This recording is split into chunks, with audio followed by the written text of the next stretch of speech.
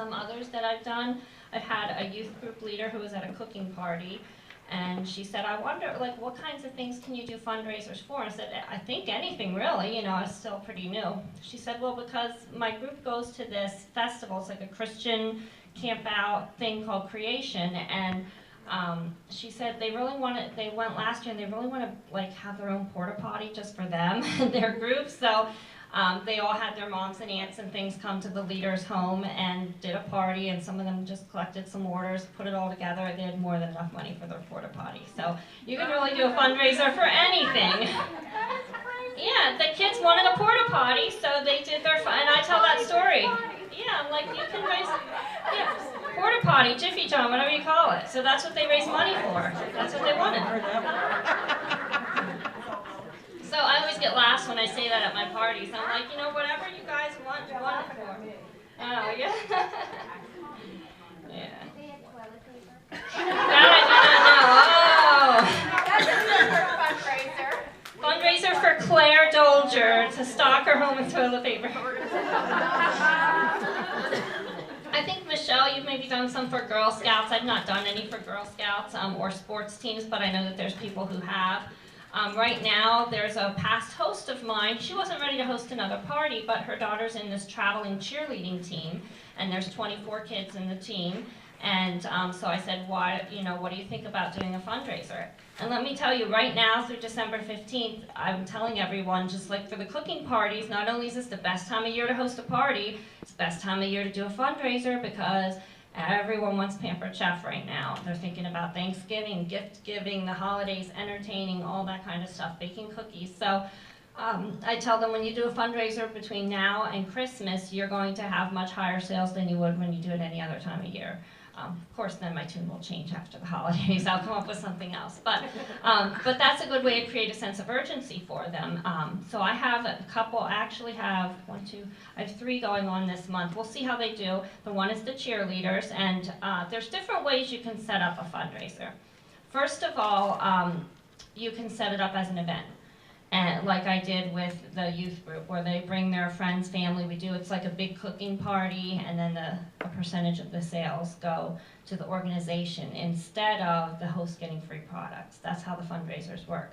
And with Pampered Chef, if the sales are $599 or less, they get 10%. If it's $600 and more, they get 15%. And a lot of organizations, when they're looking at fundraisers, say, oh, that's really low, that's not very much. What I tend to do is I tell them, well, you're not going to have a $600 fundraiser. You're maybe going to have a $6,000 fundraiser, because I said, think about $600 is more like a cooking show that one person does. But when you have a whole team of people collecting orders, or you have a whole team or a whole group inviting all their friends and family to this event, your sales are going to be much higher, so the percentage of what you get is going to be bigger. I tend to promote the events, and I try for those, because when they get there, they can put their hands on the products, have fun, just like why you do a cooking party as opposed to a catalog party. So I tend to suggest that and say, you know, we'll have this fun event, they can learn some recipes, come, they can order whatever they want, and a percentage of it will go to the team or the group or whatever. And then, you know, whoever wants to go and collect some more orders, you know, they can go and do that. So I've also had, like the cheerleaders, we didn't do an actual event. It was each girl got a catalog, an order form, and a letter with instructions, and they're charged with each girl collecting 200 orders was the goal that the leader set. So that would be $4,800 in sales if they all come through and do that. So you can set it up different ways. You can do the event, you can have each member go and kind of do their own little catalog party, or you could do a combination.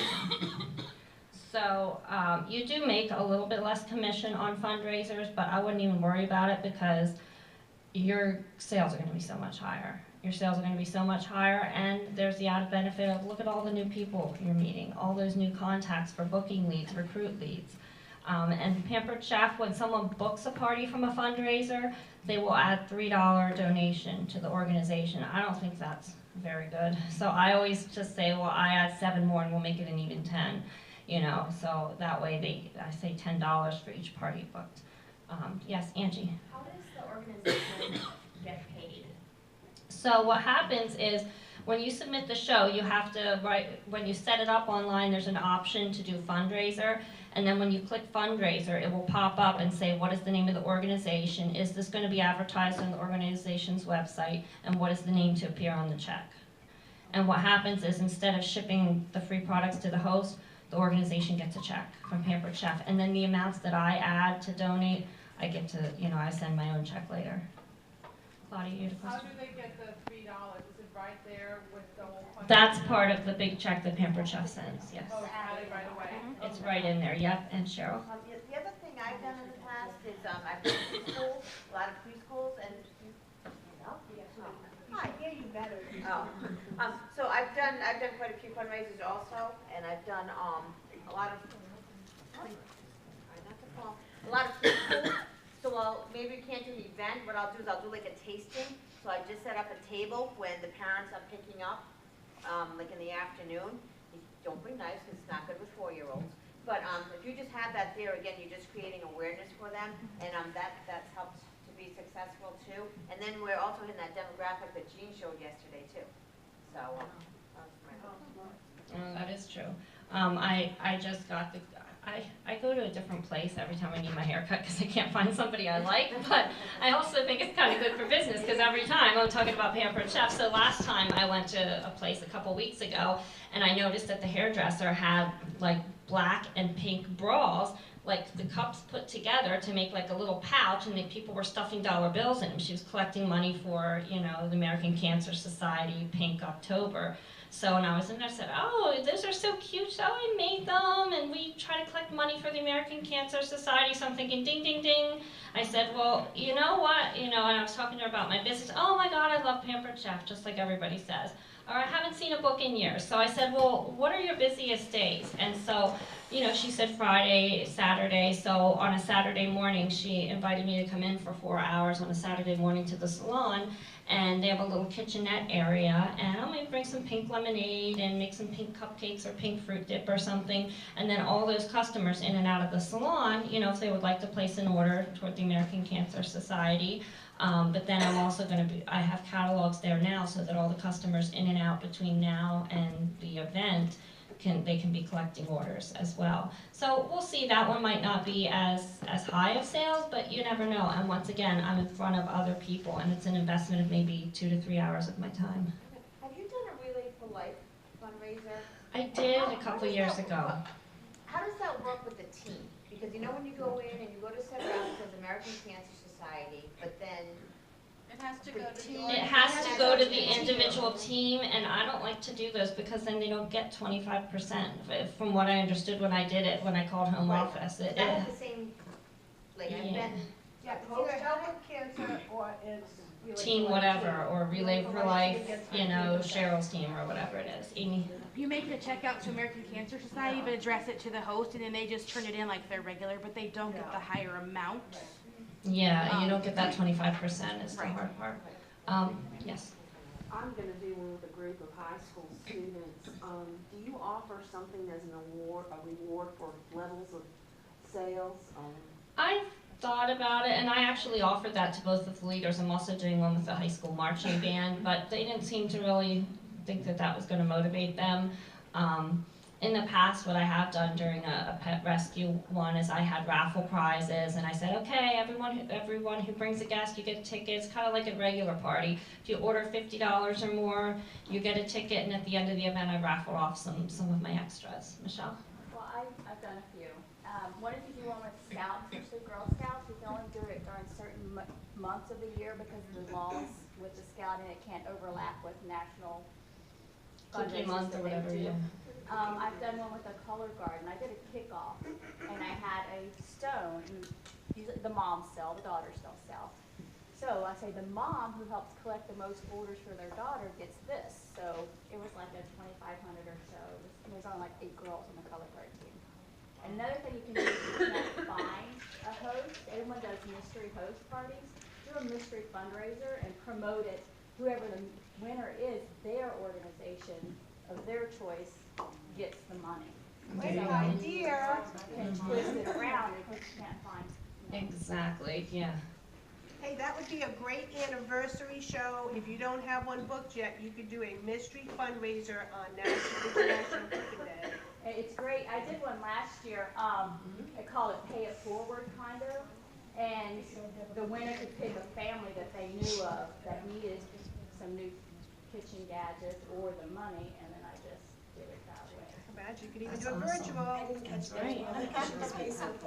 They didn't hear you back here, A Michelle. mystery host fundraiser, and instead of saying whoever Do you want the microphone? Yeah. No, she doesn't. Come on. She will. It makes me nervous standing up here Oh, instead come of on, I'm sitting. standing next to The you. chair is my friend. I can almost stand behind the mic. I can almost hide. Do a mystery. A mystery fundraiser. If you can't find an organization, just like your mystery host, you pick a winner, and that winner's organization gets the funds instead of like the host, whatever. The other thing that I tried last year was a Pay It Forward I did in December. And the winner got to pick either a family that they knew that was in need, and then I did whatever the host rewards was, got products, or I just did my commission and I kept the products, and got grocery gift cards and gave it to the family in need. Does that make sense? So your fearless leader just uploaded the fundraiser training. I think that's the one, Davina. Is that Davina's stuff? Yeah, that's what I use too. So there's a little video there. There's a flyer to promote them. I have a letter that's in Evernote, and so whenever someone expresses interest at the party, I can send them that letter saying, here's how it could work for your organization.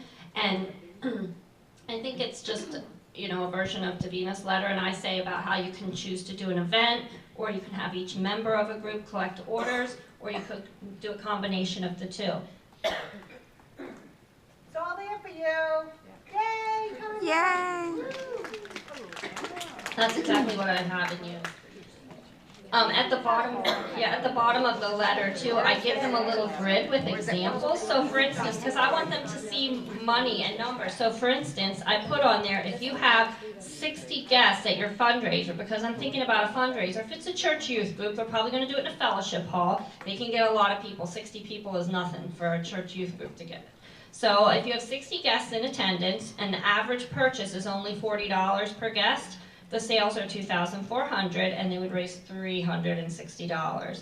So I give them a little chart saying, okay, if the average purchase was this amount, so any variable that changes, they can get more money. If they get more guests there, if the average purchase price is higher, and then I'll do the same thing for groups. Participation, so if you have 20 girls on the cheerleading team participating, they each collect 200 in orders, that's $4,000 in sales, and they raise $800.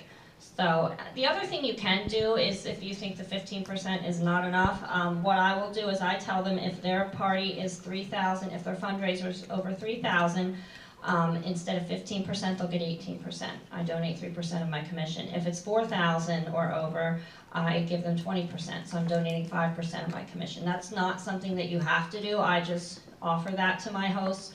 And if people say, oh, well, that's not very much, well, this candle thing, we're gonna get 50%, or with the pizza dough, or whatever it is, I tell them that the fundraising catalog that we use is the exact same catalog that everybody gets at the cooking parties. It's not a special fundraising catalog where the pizza dough is like 10 times more than you pay at the grocery store because they want to give the organization their cut.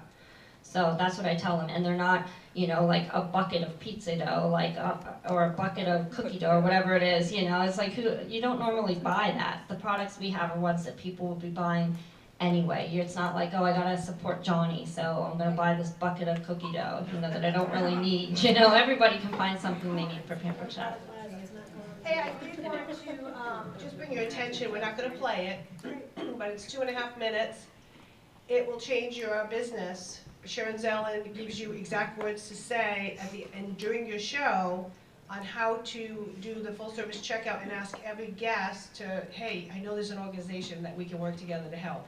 And she literally books, what, like, I don't know how many, but she's added like an extra $3,000 a month to her sales just from fundraising.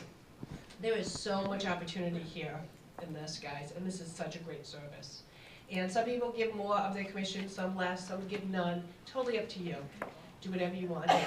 So thank you, Ms. Tanya, and the website is updated with that. With that said, go ahead. Donna, I have a question.